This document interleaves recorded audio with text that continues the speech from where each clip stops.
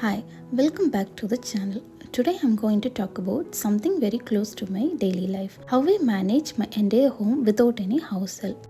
I started my homemaking journey 7 years back. At that time, both of us were working and I somehow managed household chores along with office work. Years passed and lives changed. I eventually quit my job. Now I am managing a 4-year-old along with the same household responsibilities. And honestly, these 7 years taught me routines and habits that help me keep both home and life balanced. So in today's video, I thought I'll share exactly how I handled cooking, cleaning and laundry, the three biggest tasks that usually require an extra pair of hands. To make everyday cooking easier, I really rely on meal prep. It's not about spending hours in the kitchen. It's about doing small, simple preps that make a big difference later. I prepare ginger garlic paste and store it, so it's ready whenever I am cooking. I also make idli dosa batter ahead of time. Breakfast and dinner become much easier on busy days. And grate coconut and store it, which saves so much time when making chutneys or curries.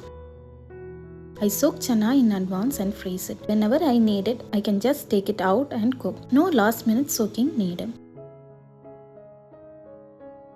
I also chop some vegetables and keep them in the fridge, so everyday cooking becomes faster and less stressful.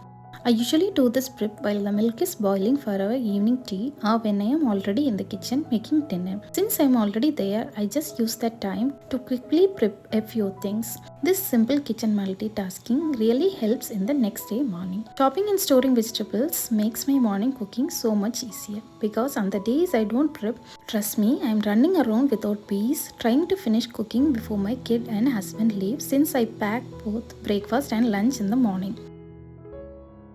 But when everything is prepared, the morning becomes smooth, calm and organized. And after they leave, I even get a little time to finish other chores while my kid is at school. That's why these small trips may look simple, but they truly make a big difference in my daily life.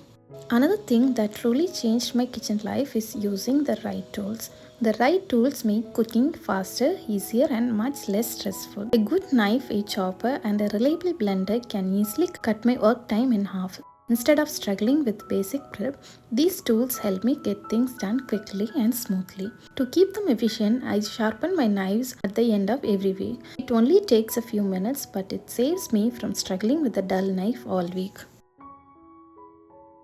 On days when I know I will be busy with other work, I make a little extra food the day before and store it in a glass or stainless steel containers. This way I already have something ready and I don't have to start cooking from scratch the next day. If you have a microwave, glass containers are such a convenient option. You can take the food directly from the fridge, place the same container in the microwave, heat it and you are done. This simple task saves so much time and effort on busy days. And now the biggest task after cooking is washing dishes. Earlier I used to wash everything by hand. Now I have a dishwasher and honestly it has been a lifesaver for me. But before that I had to be very intentional about reducing the dish pile and managing cleanup smartly. Here's what I used to do. After cooking one dish, I would immediately transfer it to another bowl and use the same cookware for the next dish. When the gravy is boiling or vegetables are sauteing, I quickly wash the soiled dishes waiting in the sink. As soon as we finish eating, I clear the dining table and wipe the kitchen counter and stove. While washing utensils, I also rinse and quickly clean the sink area. This small habit keeps the kitchen looking clean and fresh throughout the day and makes the next round of cooking easier. Dusting and floor cleaning are one of the biggest daily chores and honestly, this is where I felt I need house help. But over time, I have realized that with a few simple habits and a flexible routine, it becomes much more manageable even when I am doing everything on my own. One of the biggest changes I made was keeping a shoe rack outside the home. All outdoor footwear stays outside, which reduces a huge amount of dust, mud and germs from entering the house. I also place floor mats in high traffic areas like entrance, balcony and kitchen. These mats trap most of the dirt and fine dust, so the floors stay cleaner for longer. For floor cleaning, I follow a mix of wet mopping and dry sweeping based on my time and energy. 5 days a week, I wet mop the floors. On these days, I also move furniture and clean underneath properly so the dust does not build up in hidden areas. 2 days a week, I only dry sweep. This controls dust and hair without taking too much time. I adjust this routine based on my schedule. To avoid feeling overwhelmed, I don't dust everything on one single day. Instead, I divide it across the week. One day I clean bedroom mirror, dust bedroom windows and fan, and change bed sheets. Another day, I dust decorative items in the living area, dust wall shelves, vacuum sofa and clean balcony floor, and monthly twice I clean spider webs in the balcony. Another day is to dust walls and remove spider webs from corners and ceilings. Monthly twice I follow this routine, and this way the house stays clean overall. If my routine gets disturbed, I don't stress. I simply clean based on what looks dirty first.